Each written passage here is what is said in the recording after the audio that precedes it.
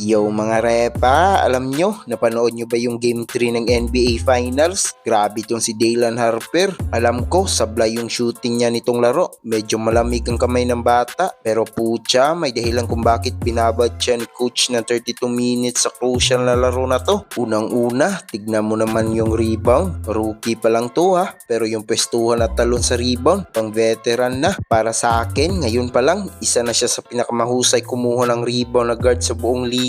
Walang takot makipagbaliyahan sa ilalim. At eto na nga yung pinakamalupit mga repa, isang pamatay na screen. Pasok sa loob, sabay sinalaksak sa mukha ni OG Anunoby. At hindi lang basta dunk idol, pagkababa sa ring, tinitigan pa si Anunoby ng pagkahaba-haba. Walang pakialam kung defensive stopper ka o veteran sa liga. Sinalasula ang mukha mo, kitang-kita mo yung gigil at apoy sa laro ng batang to. Tapos tignan mo naman sa depensa, hinarap niya si Jalen Bronson, one-on-one. Mukha lang ordinaryo sa TV, pero ang hirap kaya niyan. Yung hindi katatalon sa mga fake ni Bronson, grabe ang disiplina ng bata. Hinahanap ko nga kung ano ba talagang kahinaan nito si Harper, pero parang wala pa akong makita. Seryoso mga pre, bukod kay Magic Johnson noon, parang wala pa akong nakitang rookie na ganito kagrabe ang impact pagdating sa malalim na yugto ng playoffs. Iba ang composure ng utak. Eto pang isa, sinupalpal naman si Karl Anthony Towns at ano ulit ang ginawa pagkatapos. Tinitigan na naman si KET. Ang hilig mga sar, talagang nanggigigil. Sobrang sarap panoorin ng player na may ganitong yabang na may panama. Kaya kahit sabihin nating hindi pumasok ang mga tira niya, tinapos niya pa rin ang laro na may 13 points, 9 rebounds at 4 assists. Halimaw na stats para sa isang rookie sa finals. O paano mga repa? Ano sa tingin nyo? May pagkabastos ba ang laro ni Dalen Harper o sadyang may napatunayan lang talaga ang bata? Comment nyo naman sa baba kung tingin nyo ang susunod na mukha ng Spurs. Huwag kalimutan mag-like at subscribe para lagi kayong update sa mga kwentuhan basketball. Hanggang sa muli,